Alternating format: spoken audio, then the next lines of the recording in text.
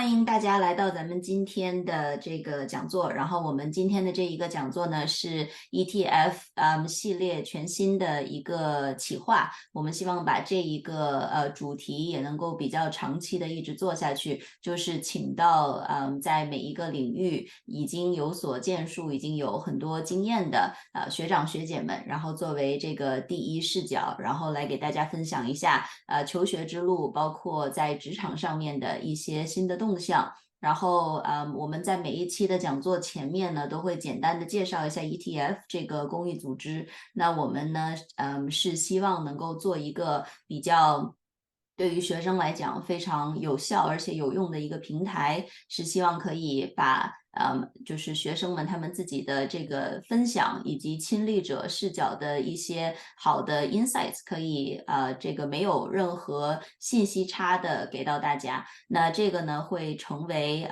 我们学弟学妹们以及广大的学生群体很好的一个去 benefit 的平台和机会。那也有很多好的这样的 opportunities 可以和学长学姐们建立一些联系我们之后呢也会一直把这样的企划持续的做下去。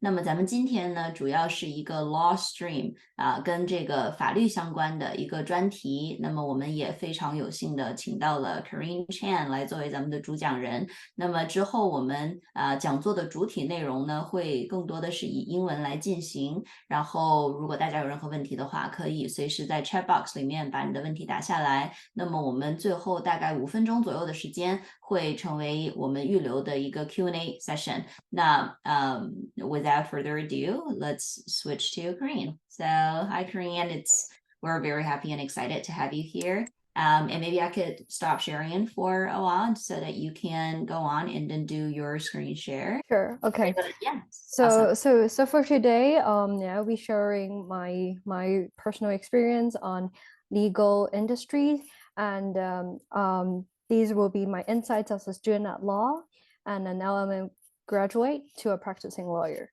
So I will have a brief introduction of myself first. So some brief introduction is I'm currently an LPP candidate. So LPP is a law practice program. I'm currently doing legal work at a virtual law firm, and what it does is I'm doing the work component for the articling part before I can be an actual lawyer. And this program is organized by Toronto Metropolitan University. So before I get into the working part, I have studied a master's in arbitration and dispute resolution. And I did my studies in Hong Kong actually, and I did also a Bachelor of Laws at the Chinese University of Hong Kong. So I have a lot of legal internship experience in Hong Kong and Toronto as well. And now that I'm located in Toronto, I have actually more experience currently in Toronto, and I will be practicing law in January at South Shore Law Professional Corporation. So this is a brief introduction about myself, and I will move on to maybe starting off with academic interests. So the pathway to becoming a lawyer in Canada is actually quite interesting. So in comparison to other common law countries, so common law is countries that use common law in their legal system. Examples are like the UK, Australia, even the US use common law. So these countries we call the common law countries. So pathway to become a lawyer in Canada is very similar to US. First of all, you will have to have a bachelor degree, and it will be maybe a 3-year bachelor degree. Then you have to take the LSATs. The LSATs is a law entrance examination for law schools. You will have to do this exam and get a score and apply to the law schools accordingly. They will look at both your GPA, that means the results and grades you have in university and your bachelor degrees, and also the LSAT. So these two components are the main things that they look at when you entrance law school, but they also look at what you do in extracurricular activities and also what you do maybe outside of school. So any achievements or volunteering would be relevant as well. But the exams will be very important. And after you did the LSATs, you would do a law school. So here in Canada, if you want to be a lawyer, you have to take law school after finishing a bachelor degree. And we call it Juris Doctor here, and it will be usually a 3-year program. Some people take longer, some people take shorter. And after this, you will have to take your licensing exams, and you will have to have a work component. So it's just like you have to have actual real life work experience before you can be a lawyer. So it will depend on whether you want to do a 10-month program, that is the articling student, or whether you will do like the LPP program. What I did, like law practicing program, it'll be 4 months working with the school as a virtual firm and 4 months with an actual real life employer. So this is basically the very simple version of the pathway to become a lawyer in Canada. Great. So normally for people who would be very interested in that, first off, for your bachelor, pretty much, and then another 3-year law program. But before that, they would have to take the LSAT, as you were just talking about. Yes. And then after the law school component, they need to do their licensing, which is the part that they get real life experience. And so it's kind of like 4 + 3 plus another 2 or 3. Well, if you do everything really quickly, you might finish it within 1 to 2 years. Right. Yes. Otherwise, it's about a 10-year journey, right? It's Yes. relatively about that long. So it is, as always, as we all know, it's very, very competitive. So I think it would be great for us having you tonight so that you can go on and give us a little bit of your insights of your own journey throughout every step of the way, or what are some of the interesting advice or maybe practical suggestions that you have for kids who are interested in law or other areas. Well, things that we will be discussing or covering tonight. For me personally, I think it's widely applicable to not just law in particular. So if we're Absolutely. are interested in, let's just say, applying for universities or colleges in general, there are a lot of interesting aspects that we would want to discuss in their high school career. So for that, I think it's widely applicable, and everyone could have potentially gained some interesting knowledge or information that can be useful and helpful in guiding their future interests. So for you, Karine, personally, like what made you decide or what was the influence that you undertook that make you, or let's say propelled you to choose the route of law, considering the fact that it is long and it is difficult and it is very competitive? What moved you of being very determined and dedicated in this particular journey?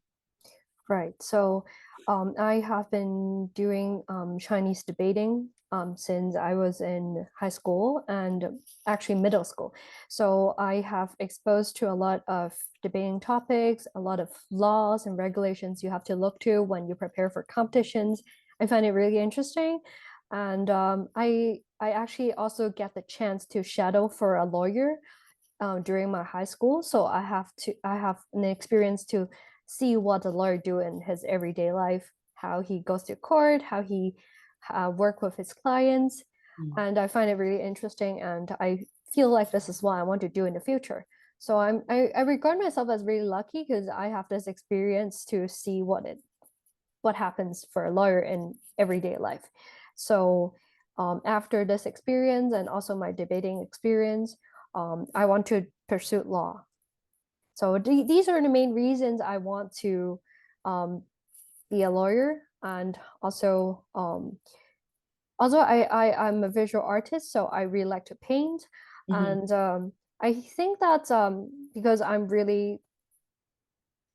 pay a lot of attention to details. So it also helps me in my law career because you always have to spot the tiniest mistake or tiniest fact, and maybe it will be life-changing for the case. So I think that my extracurricular actually influence what I'm doing right now.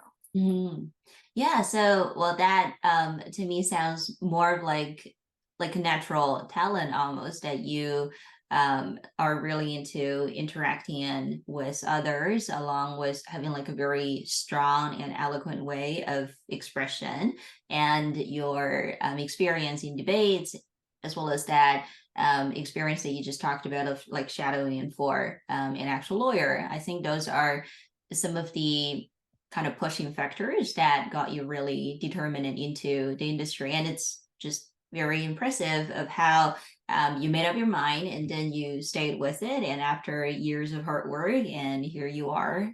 So, I mean, I think this is just like a live case proving into, well, the current students who are either looking for a particular or maybe a potential career in law, or just still wondering what are you going to do or study in the future. Always know that there is a long way ahead, and there are a lot of kind of good moments awaiting, but given the premise that hard work and consistency should never be absent. So I think that is a very inspirational case for the kids nowadays. And another thing that we would be very interested in learning about is what could be some open advice or great suggestions that you may have for kids who are not so sure of what do they want to study. And in your case, we've just seen that you connected very well of your personal interests, your talents, your extracurriculars with what kind of pointed you toward a journey of law. So for others who may not be as sure, what will you suggest them taking a look into first? Right. So I think as a lawyer, you don't have to be determined at a very early stage that you want to do law, because you always have to do a bachelor degrees first if you are studying in Canada. You can actually go for something that you like. It can be engineering, it could be business, because all the lawyers I've known come from different backgrounds. Some might be engineers, some may be architects, some might have worked in a bank before, or maybe a advertising agency. They all come from a different profession, and it actually helps them in the career, because at the end of the day, what you learn from your previous work experience or what you learn from school will help you in your law journey. So I think they should be open to a wide range of subjects, and it'll be good if they have good language skills. Right. I'll say no matter what industry you ended up in, having good language skills, writing, reading skills, it'll be beneficial for you no matter what. Right. And I think if someone wants to try see if they really like law, they can pursue debating as well. I think it will give them a perspective, and they will look at things more from the different sides. You can look from different perspectives, and it will help you be more a better writer, and you think critically. So I think trying debating or trying mooting in university or even in high school would be beneficial. And I think if you want to think about whether you want to be a lawyer, maybe also try going to one of the courts. They're always open. They allow people to go in and just sit and listen. You can go and see what lawyers do. You can have a taste of what happens in court. And if you think that maybe court doesn't work for you, and you can also sit another court, because you might not like criminal cases, but maybe you like family cases. So don't limit yourself, and be open to options, and pursue something you really like. Right. So even if you really like engineering, it's not like in conflict with your passion in law as well, because there will always be demand for people who have professional knowledge about engineering and law. So just try whatever you like, and you will see. Yeah, so it's just I guess the whole point or the secret to success, or maybe it's just kind of like a shortcut or a push for people to realize or identify their academic interests, maybe in law or maybe in other subjects or particular areas. It's just, especially in high school career or high school time, do what you are at best so that you have good grades and you have fun and you enjoy at the same time you learn, and you learn from doing. And maybe those are some of the things that can carry you a little further when you're pursuing your undergrad, or going further after that. but either way, accumulating that experience of doing what you really enjoy is kind of like a double proof of not getting so tired or fed up with it very easily. And Right. especially as what Karine was mentioning just now, is that is especially if kids are considering getting their undergrad or pursuing law here domestically in Canada or just North America in general, you will need to have a 4-year bachelor first, and that bachelor is open to anything. It's not to say that you pursue, let's say, philosophy or something that's a very, let's say, arts and science, or maybe very science oriented, or maybe computer science, or maybe anything like that. Those shouldn't be impeding you from getting into the law industry. And the opportunities are always open. So if you deep down have passion for this very well esteemed industry, then try to fulfill yourself and have some fun in your high school, especially, and your undergrad. And those things could have helped you or paved the way better when kids are at the stage of making the next very important decision in their life. So it's a very open industry. At least it doesn't have like a, well, threshold of you must do this before you get A or B, but I think that's an interesting takeaway for us all. Great. Next is that, well, we're kind of getting into the next particular category of, well, kids who are going to law school or people who are interested in conquering law. We all know that grades matter a lot. So especially in high school too, what were some of your strategies of maintaining a very highly competent academic performance throughout? So maybe you can go on and fill us in with that part, please. Right. So I actually go for a different route than a lot of people. I actually choose subjects that I'm genuinely interested in. So I actually do a lot of business subjects in high school, and I actually pursue I have math and calculus as well during high school. So these are not quite relevant to some of the people thinking that, oh, law school, do you need that? But I guess at the end of the day, the most important thing in high school is you go for something you like and you think you can be great at. Mm-hmm. Getting good grades is very important at this stage because no matter what subject you ended up going to, I applied to business school as well. So and they all think that's the grades are the determining factor. I have to be very honest about it. Mm-hmm. And they also look at their extracurricular activities. So my I think my habit and routine is like I find something I really like and I try to dedicate some time every day to it. I don't wait till the last minute because in Canada you always get tests and exams every week. You Right. got quizzes every week. So don't wait till the last minute to learn everything. Try to learn everything by the end of the day. So you don't have to stack up all your work till the end.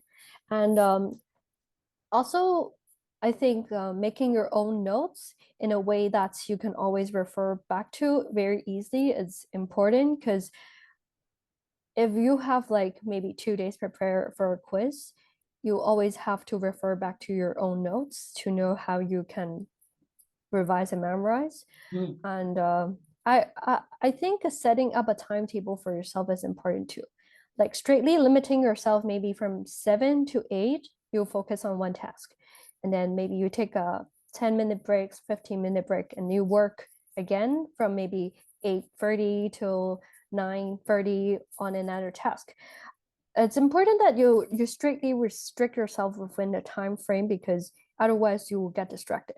You think, oh, I have the whole night to do this. Let's Right. wait till later. Maybe I just watch some YouTube, Yeah. or maybe I scroll my phone for a while.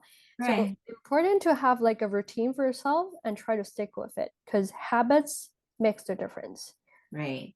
And especially when we think of anything that becomes a habit, it needs time to build that off. So this is also kind of like a double-edged sword when you develop something maybe that's a little counterproductive productive, it's a little hard, or maybe it's going to get increasingly more difficult to get rid of it because you're so used to it. So forming great habits from early on, or intentionally doing something that you know will help you build or formulate better habits, should be priority number one, especially when you're thinking of like maintaining great grades, because that is one of the succeeding factors.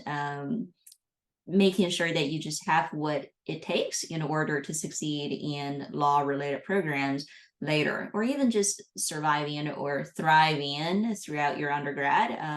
There are a lot of skills or skill sets that every single one of us would want to formulate or just have that in place, so that you are totally equipped with what is necessary in order to make a difference, or in order to leave your mark, and not regretting. And maybe it is because procrastination that has sort of ruined some of my experience, or maybe because I didn't really have great habits, so I just let opportunities slip when they are presented. It's kind of like that. A lot of times you either have it, or you have the opportunity and then you grab it, or maybe something happened and things go south and you didn't really grab it. Right. So a lot of times opportunities are prepared for people who are truly ready. So in that sense, enjoy is one of the big factors of making your high school life very fulfilled and wonderful. But on the other hand, also try your best to formulate great habits while you discover or explore what truly interests you, because it's always maybe a little easier when you know that what you're doing or what you're learning is truly aligned with your real interests, so that you can still continue your journey instead of feeling things are very repetitive, or you get tedious, or maybe those things are just not interesting you anymore. And through that, we see a lot of mental pressure or other health related issues coming up during either high school or undergrad phases. So take good care of yourself while knowing what you're wanting and know how to get there. I think it's one of the lessons that all of us at one point, or at many points, would have to tackle. Right. Yeah. So as we all know, in school in general, there are things that maybe we're good at, and naturally we would bump into things that we're not so good at, or maybe Mm-hmm. a lot of ups and downs. Sometimes the grades are great, sometimes hitting a low time, and maybe the grades aren't so good.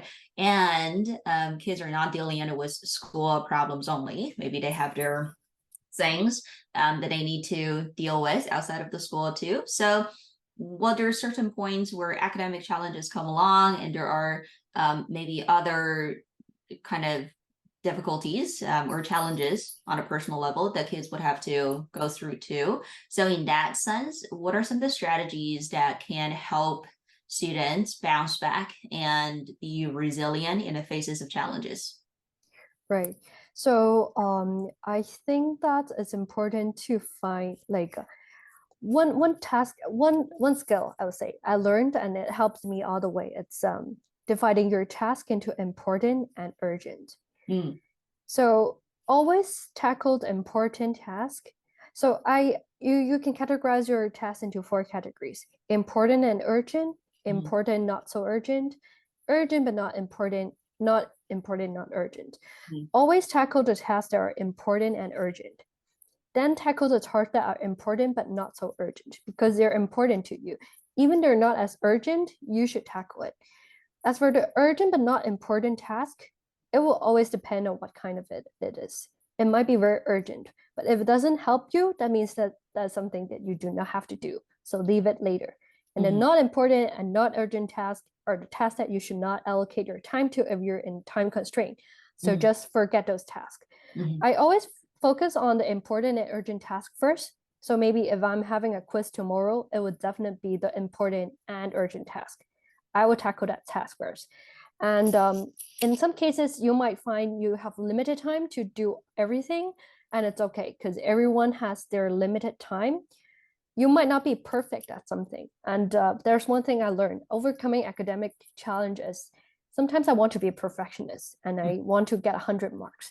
Right. But sometimes you have to remind yourself you do not have to be perfect at it. getting 90 is just as good. It Yeah. might not be the best, but it's just as good. So even sometimes you're not getting the mark you want, it doesn't mean anything. You can always do better in the next time.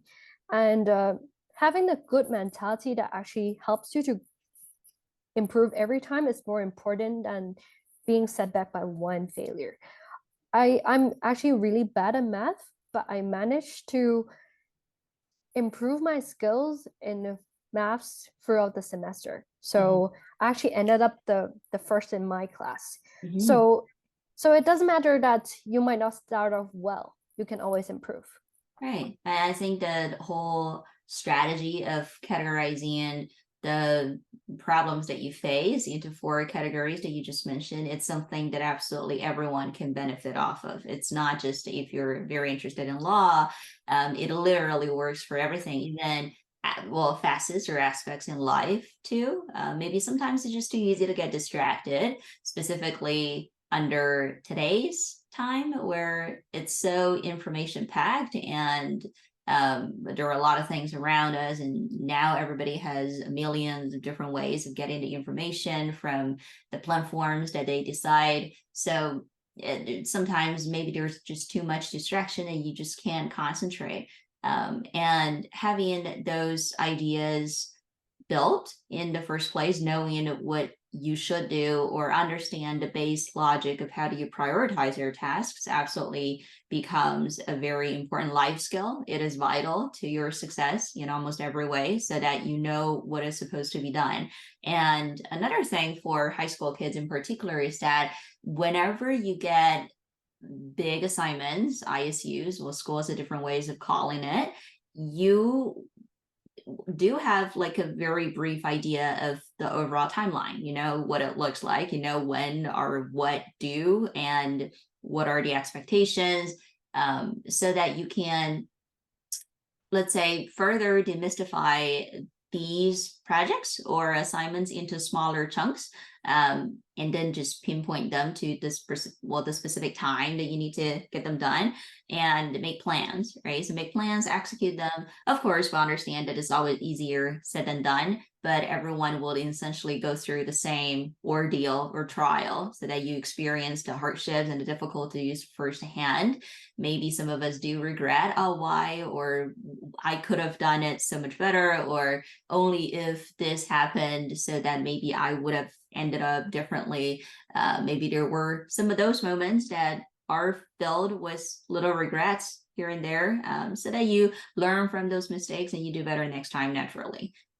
And I really like the last point of what Karine was talking about. Is just sometimes you don't necessarily have to be the perfectionist, because we all know it's somewhat unrealistic. And the true essence toward a lot of things is just literally just do it. And then you fix it along the way instead of kind of having everything planned out in my mind. And only when I feel 1,000% ready, I'm going to do it. Maybe by then you would probably miss out on a lot of important things already. So learning to pick things up very quickly and then do like made amends somewhere in the middle or throughout the whole way, is also a very important skill. And maybe just don't be so hard on yourself, and give yourself acknowledgement, of doing something that you did. So I think sometimes we all deserve that pat on the shoulder so that you will feel better. And maybe that is the reason of why we are pulling into something great off. Yeah. So overall, I think the last point that we're having right here is about motivation and mentorship. So when people do run into problems here and there, what do you suggest? I think one of the important things that people maybe sometimes overlook is like the necessity of mentorship. So maybe you can Right. just a little bit of that. Right. So I think I have been very lucky because as I said, I have shadowed for a lawyer. So I have asked him a lot of career advice throughout the way. And I asked him about what I should put in my cover letter as well when I applied for university. So I find that having someone in the industry that can guide you along the way is important. That being said, that always feel free to ask me any questions or ask any questions, and you will get an answer. So don't be afraid to ask for help, even from your teachers. Mhm. So even asking someone that is having more experience in applying to schools or applying to any extracurricular activities might have helped you. But Mhm. asking someone in the industry, maybe a family friend, maybe an uncle, maybe an auntie that's a lawyer as well, that might help you along the way.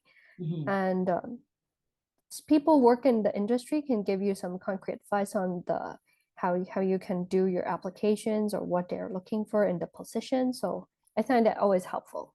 Right. Exactly. I think that's the whole point of bringing in insider, real, authentic view, and that kind of goes back to why we are starting this whole thing, the ETF Foundation, is because we want to empower student body and then actually have students who gone through either the application or maybe it's a personal case or maybe has gone through something that is very important to not just this one individual student, but maybe something out of it is that everyone out there can potentially benefit off of.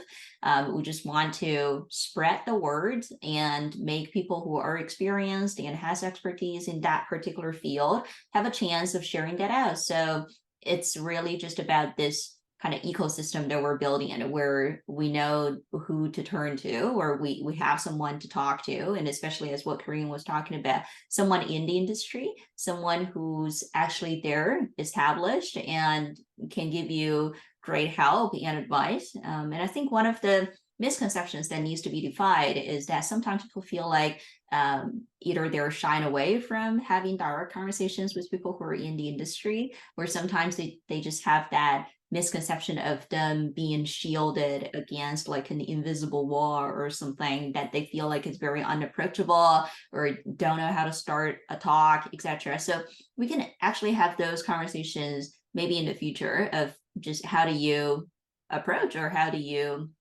reach out to people that you feel like I'm not sure whether that person is going to talk to me or not. But when you actually go through that, maybe it's a lot easier than you thought. People are a lot friendlier and people are a lot more willing than a lot of us might at first thought or maybe just imagine the whole situation. Oh, it might go south. Oh, I just don't know what I would say. And then in the end, ended up not trying at all.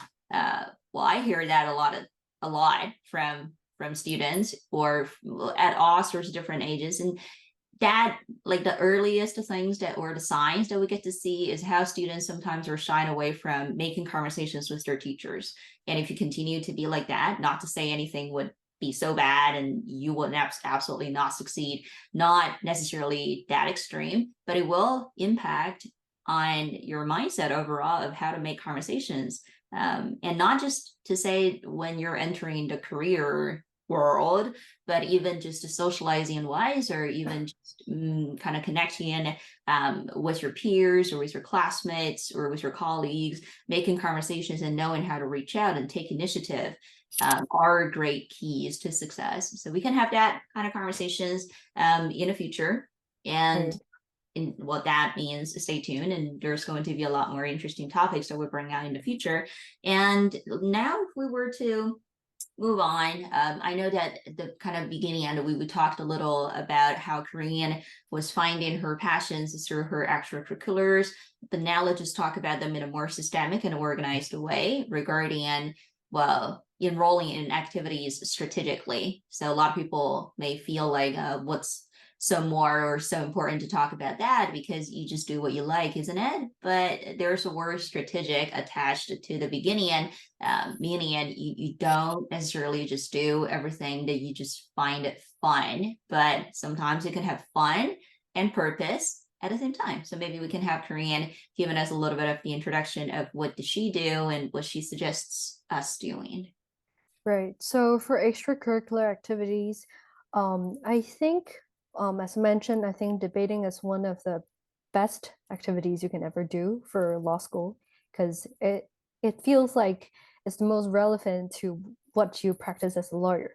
Mhm. I think Model United Nations or any kind of organization that you have to get along with a large group of people, you have to discuss and come up with a solution is just as good. Being part of the student leaders at school, maybe a service group or just one of the prefects or anything that's it's inside your school that's it's a leadership board. Showcasing your leadership skills is good. Um, in any case, if you're an athlete and you have been playing a sport for a longest period of time, I think that is a good focal point as well. You can show that you're determined and you have the strength and you have the expert in one area. So if you have stayed in one area so long to be professional athlete, you can always have the same determinants to do it in law. I think the schools really like athletes that have dedicated time into a particular sport and being professionals in it. Any kind of activities that you've played for a long period of time and you have some kind of outstanding results from it, it will be beneficial. Maybe maybe even you play chess and you have international competitions that you attend. That would be great as well. So I think extracurricular activities, it's something that you show what's the underlying thing for it. What are you trying to tell people that you're like, even you play violin and you play it for 12 years and you have been very professional at it. What is it trying to bring from this extracurricular activity to the school? So you're saying that you're someone who is persistent, someone who really likes music, like arts, you're passionate about it, and people who are passionate about things are very important to law school. I think they really like people who have a passion in something, and leadership skills as well. So I think these two are the key things that you can add. And also, I forgot, volunteering experience. Don't forget about volunteering at anything, even at animal shelter, volunteering for a school, fundraising, any kind of things that you do it for your community, they always like it. Yeah. And for that, based on our experience in the past, we can say it was confidence that leadership, consistency, passions, those things work for any kind of school that you're interested in. Maybe Exactly. kind of programs or projects or particular majors that you're interested in. When you're doing your applications or when you're kind of crafting the application, make it personalized and customized for the school that you're interested in, those things comes in very handy. So for students who have had a very strong passion and know how to articulate it, know how to show it, either in their applications directly or know how to emphasize that indirectly throughout the material that they're submitting with their applications, do have an edge, that do give them an advantage. So with extracurricular activities that are very pertinent to law in particular, we've heard, well, public speaking, we've heard debating, we've heard about Model UN very often, that kind of from the beginning of our webinar sharing to this point. But when people are thinking about the word leadership, just always know it deep down that if there isn't something that speaks directly to you, you can always initiate and start something on your own. That's always a viable choice, but not everyone takes it. So it does take extra steps and, of course, efforts, time, and a lot of energy and a lot of devotion towards something if you decide to be the first person that get it started. But that's exactly how you show your leadership, how you show your initiation, and how you're showing you're not an easy quitter. I mean, those are all the very core characteristics that great selective prestigious schools are looking for, because you need to be competent or competitive first, academically sound, but on the other hand, a passionate, real person. So that's why they take a look at all the other areas that will define you as a person. But overall, I think just like what we were talking about before, have an open arm and an open mindset and attitude toward what you would like to do. But maybe one of the little don'ts or taboos would be making it too contingent or making it seem like you're just jumping off of one thing to another nearly all the time, but never or rarely sustained your interest in anything. So some people maybe approach with like 17 or maybe near to 20 extracurriculars, but is that make you stand out? Maybe, but probably not in the best way. So instead of, well, this is kind of like a natural thing that people would do, especially when you're getting into your junior or senior year in high school, that time is shortened and let's say course load is a little, well, more intense, then you have naturally reduced time to take a look at or take care of your extracurricular activities. So instead of trying everything out and only stay about like 5 days or 10 days or maybe 1 or 2 months in it, try to have something that is more sustainable and you really do like it so that you will stay with it instead of kind of pulling off 15 different things, but didn't really establish yourself in any one of them. That might not be how you would want to present yourself. So that's just a little pro tip and an interesting insight for everyone. Yeah, so why don't we move on into the next point of summer programs that Karine have found very interesting and well, maybe something that's also very well, let's say helpful in giving students a little more experience in the field. Right. So I think like participating in summer programs that are law related will be helpful in your applications and also for yourself to know more about the what you're doing in law. And I forgot to mention just now, if your school has like Canadian law and you can take it as one of your electives, take it. Right. You can have like a brief introduction as to what you study in law school. It's very introduction compared to what you actually study in law school, but you can have a general idea first. You can know what it is about. So I think that would be a good starting point as well. And when you're writing that's why you're interested in law, you can always say because you already have an introduction to law at school or doing summer program. If you don't have that in school, it's totally fine. Find something that's law related. You can always find a summer school or program on it. It can be just online program. It doesn't have to be in person, but some kind of exposure to law, it will help you in saying why you're interested or why you're passionate about this thing. Mm-hmm. Absolutely. So I think one natural talent of becoming a lawyer, or just, well, once again, this is widely applicable to a lot of things in life, but being resourceful and strategic in defining what are the important information to you or just know how to do research. I think this is every successful and competent high schooler will become by the end of their training and by the end of their four-year career as a high schooler. Successful kids and competent students will know how to find the right information that they're looking for. Yeah. So about that, right? When people, let's say, become very determined that they would want to pursue law, but we know also very well, or maybe in just the larger sense, that just like every other interdisciplinary subject, there's a huge umbrella containing multiple different smaller streams and very specific expertise or well, specialties. So with that, what was your journey when you made your exploration of what particularly in law will I be studying? So how did that journey go for you, Karine? Right. So I studied a master's in dispute resolution. I actually determined after I studied law school. I didn't see myself studying it before law school.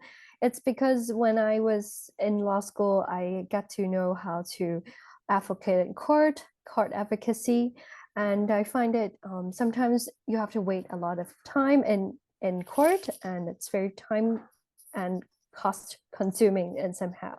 So is there any alternative ways to it? So that's why I found dispute resolution as mediation and arbitration. There's some alternative ways to court that can still solve the problem. So I think you will find your area of law that you're interested in throughout the way. Maybe you're interested in copyright. Maybe you're interested in entertainment law. There's a lot of areas of law that you might be interested in. So you and don't limit yourself to any areas of law. Maybe you think you really like family law, but don't don't give yourself only one option. You can always explore it before you can choose or specialize in one. So Yeah, I suggest that throughout your journey studying, maybe in high school, university, anything, Mhm. try different areas because even some areas that you think are not law related, especially, they might be related.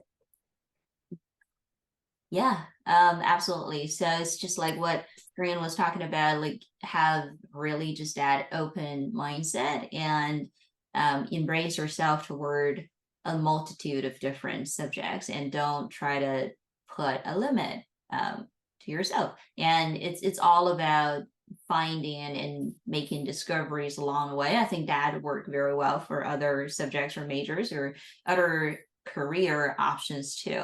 So it's not just that I have already determined this one particular thing that I would do like way before I'm in the actual learning of it, but try to enjoy yourself. I think that does come very on top of the list of what people should be mindful of when they're doing or making their studies. But on the other hand, I think there's always more chances and more possibilities when you try to wait up a little and just give yourself time. And it's not to say that, if people are going to have their undergrad here, then they will have to make their major selection right at the very beginning.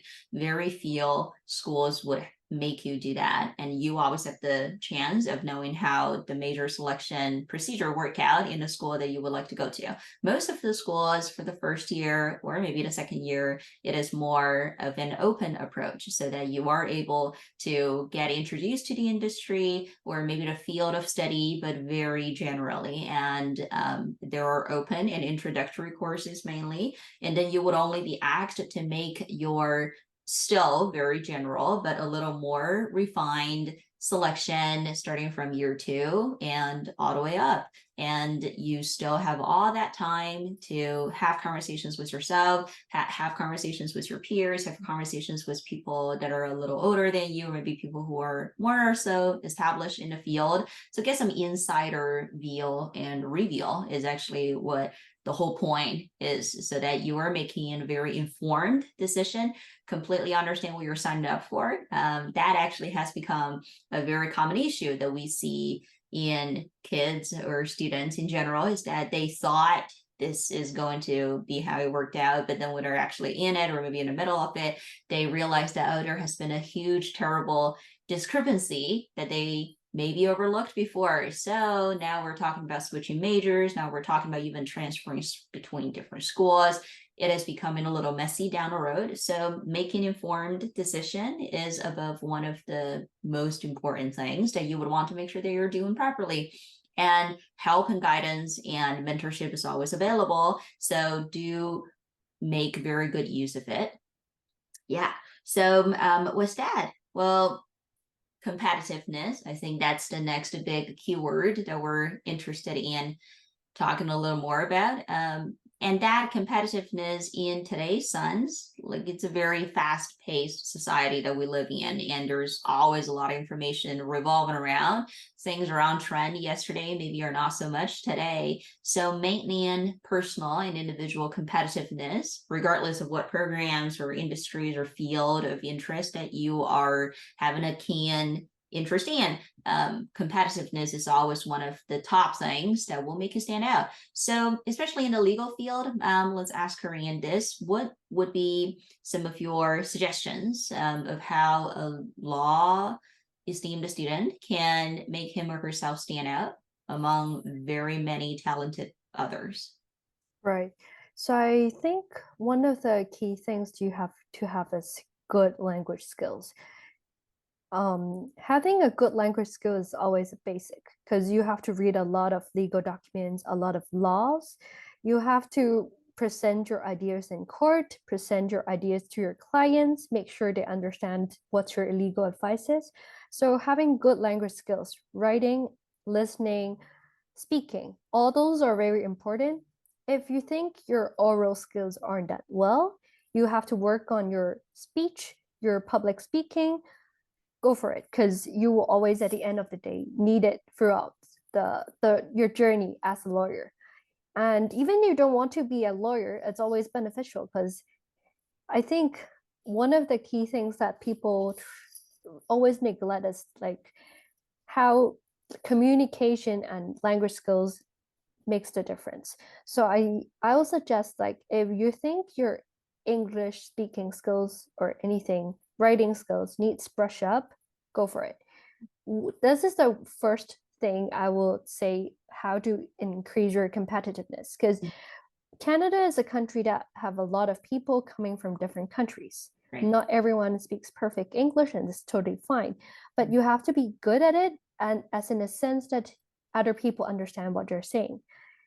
Delivery of your ideas is important. So work on your English speaking, writing skills. Mm-hmm. Right. Yeah. And Yeah. Yeah. Sorry. and also for academically, I would say that doesn't really matter if you want to do like a mathematics, science, or you want to do business, economics.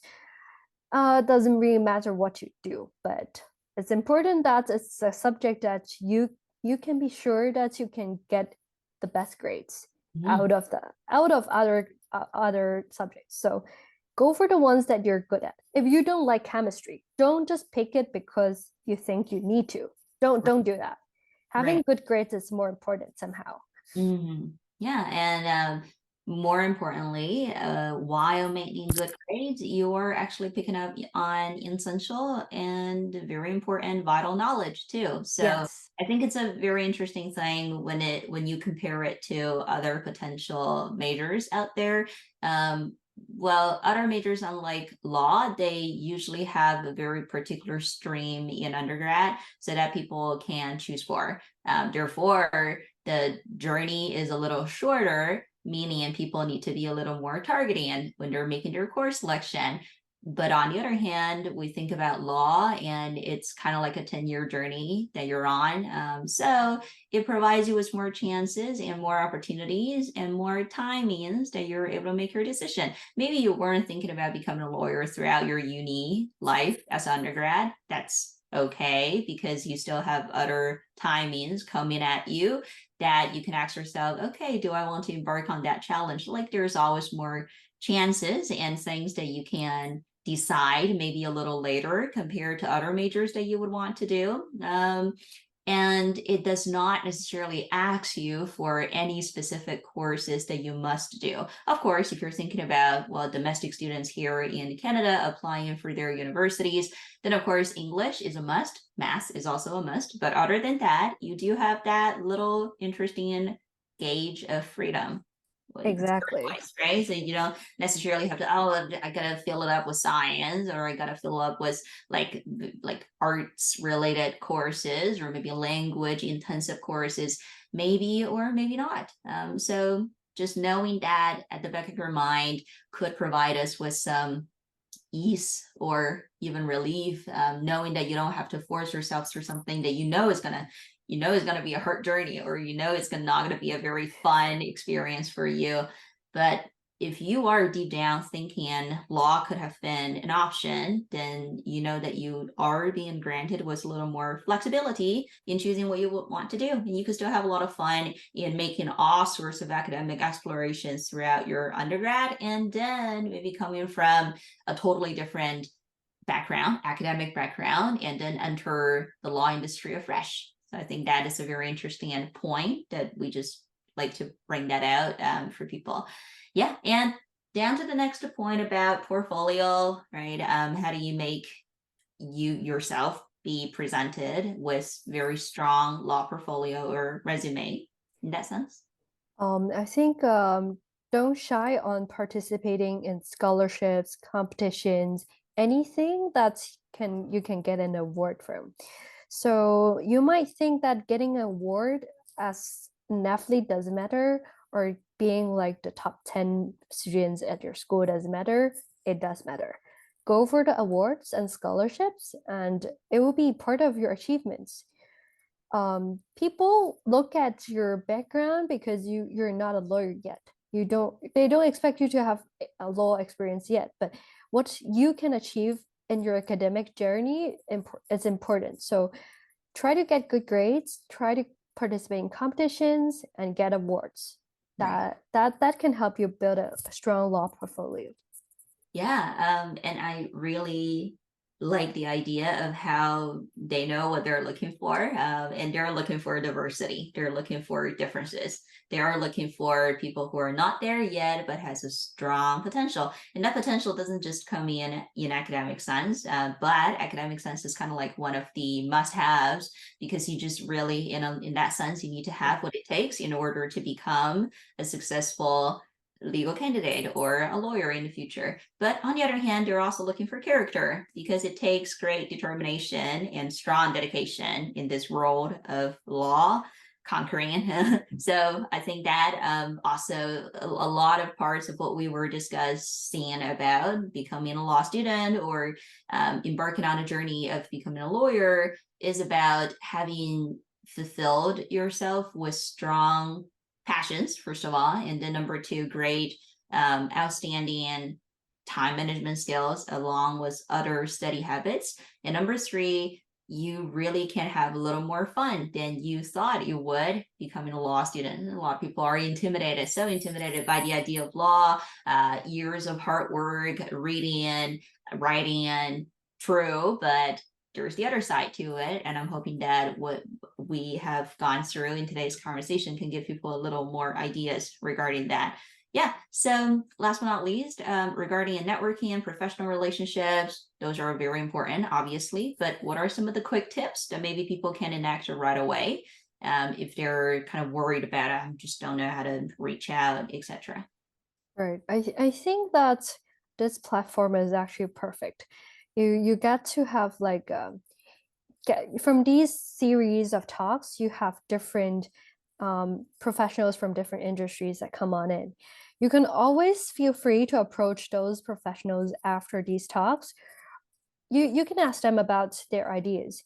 They might not be as your mentor in the long term, but always ask them for something that you're really interested in. If you really want to know more about the industry, don't shy on contacting those people. I have put my LinkedIn attached on the slide. So you can always take the initiative to contact these people or Right. just maybe through any see Yeah. if you can talk to these professionals in some sense that you want a piece of advice or just try to network with these people because you never know what these opportunities will bring you. That's right. So I and also like professional relationships, what I would say is try to put a professional image for yourself. You don't want some people type your name into Google and something that they do not want to see pops Right. up first. Mhm. Try to keep your social media and everything professional. You can have fun, but something that you think it's appropriate academically and professionally in a workplace. Right. So that is important as well. Mhm.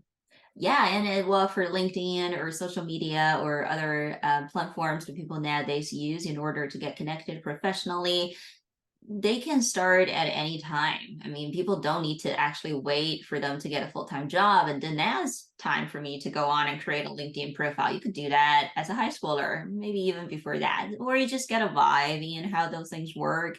Maybe you aren't getting very let's say so ready and intense and like very serious about it, but well, first off, you don't want to mess around. Number two, you would just want to see how people actually work in the industry that you like or has a very strong interest in.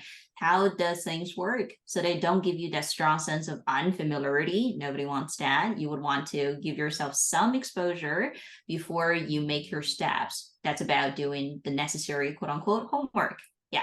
So you can get started a lot earlier than you think you should, or maybe I don't really have an experience. Maybe I should just quit, or maybe I should just wait until maybe something magical happens. But every step of the way, you earn it with your hard work. And early starters or early birds, they sometimes do get that advantage and they maybe have earlier chances to talk to people who are more established in the field and have some great insights. And those great insights aren't necessarily just kind of like a free giving presence for anyone that's approaching it. It's the right time, talk to the right people, you make your right move, and you know how to break into a conversation, and more importantly, you know how to hold a conversation. I think those are some of the things really that we can talk about or have very specific topics of these in the future. And next, I think the last thing that we would like to talk about before we sign off would be to hear from Karine, who's already in the industry, a little more of the future career outlook of law in particular. Maybe you could give us a little more specific insights on the law or the particular area of law that you are pursuing. And let's just talk a little in general of why do students need to know about this? Right. So I suggest that people who are interested in law check out Canley, Canlii. They every time there's a major legal development or there's a major case ruled in Canada, they will update it there. Always check out the latest legal cases before you attend a kind of legal interview or any kind of um, law firm interview, because sometimes they will ask you what are your insights on such a case or how much do you know about the industry. So keep yourself updated. I also ensure that what I know about my area is through different specific journals, legal journals, applicable online. There's a lot of platforms, different legal kind of magazines published. They will always have some latest developments of the evolving legal landscape. So make sure you're interested and updated. Read the news is also important because something might not be a case decided yet, but it might be a concerned issue in the society. And somehow maybe laws will be amended on it. So keep yourself updated about the current issues in the society as well. Right. And stay informed about career prospects. It's more about you have attend seminars like this one. You know more insights about the legal industry. You can also, as I said, read about legal journals, and always don't limit yourself to say like, oh, being a lawyer, I just deal with law. It's actually more than that. One interesting example I can raise is I've known someone who has been a programmer, really established programmer, ended up working in Google in their legal department because he knows a lot about programming, AI, technology. So always be open about the new aspects in the society. Maybe AI is something very hit now. Right. It also impacts the law industry because it actually helps lawyers in legal research using AI somehow. And there's a lot of debate on whether it is a good development or not, but it is a development for now. So keep yourself updated on these new technologies or new developments out there. Yeah, absolutely. And particularly in law in general, I think, well, a lot of things are controversial and a lot of things are lingering. So maybe we don't have a definite answer to some of those very hot, controversial questions or maybe dilemmas that people are going through on a daily. But if you are genuinely interested in law, then becoming sensitive and tuned in for those just what's going on in society is kind of like a natural thing that you would want to adopt as your second instinct almost. So it's kind of like having your tentacles reach out and then make sure that you're really knowing what is going on, even if it's just for the study, like for the sake of academic success or for legal preparation, like you're actually ready to embark on a journey of becoming a lawyer in a particular field, then you really need to make sure that you're doing your work and grind it so that you know not necessarily the inside out, but you're deep enough so that you know what it takes in order to maybe conquer some of those hot issues, or maybe really ready to make your own research, or just become a little more informed and professional. That's one way of building on your professionalism, which is to continue learn. And there's no end when we speak of that realm of learning. So overall, thank you so much, Karine, for joining us tonight and providing us with this very organized PowerPoint and great information overall. Such a pleasure of having a conversation of the legal industry as well as your own journey. Yeah, maybe any kind of like last comment or maybe some word of advice that you would like to give to people who are interested in a field but not yet started? Okay, so some last words will be make sure that you do not limit yourself at this point. Explore what you like first. You can always come back to law at later stage. It doesn't really matter now, Yeah. as you will always do it in a few years' time. You still need those few years. You can think about it. So do something you like now that makes you competitive in some sense that think about what you look for in a lawyer or what you look for in a good law student. Then if you fulfill those qualities and you think those experiences can assist you in becoming a good lawyer in your sense, be a lawyer that you want to be or be a lawyer that you want to be served. So those things will keep you on the right track, and think about the skills that you think a good lawyer needs and develop on those. Yeah, It will and always be good. yeah, absolutely. And try to find out chances that you're able to get connected to a real lawyer who's currently practicing and who's very active in the field. Try to have some more of those insider opinions and insights in general, as we talked about before. It's very informative. I'm hoping that these can be referred back to when people are maybe having some of the questions. And we sure have answered many of those interesting questions and brought upon various topics for people to just at least to get a little more info in what is going on or what does it look like for someone who's been there, done that with law. So it might sound intimidating, or maybe it is. However, there are always people on the road, people on their way trying to achieve what they would want or what they idealize. So this is a new series of what we're popping out, and we are very much hoping that we are able to continue this and make it a little more diversified. So please stay tuned, and there will be very frequent kind of like frequency or regular frequencies that we reach out to people every 2 to 3 weeks and bringing upon interesting topics that are pertinent and very relevant to our student bodies nowadays. So last but not least, we are Enlighten the Future Foundation, and our slogan is Together we help to enlighten the future for more in need. So that will be the wrap up for today's webinar. And thank you all so much. And thank you specifically, shout out to Karine, who has been an amazing guest speaker, giving us a lot of great information. And hopefully we can have you on board with us maybe sometime in the future too. And that will be the wrap up for tonight's webinar. Thank you all so much, and bye-bye. Bye, Karine. Thank you. Bye. Yeah, see you soon.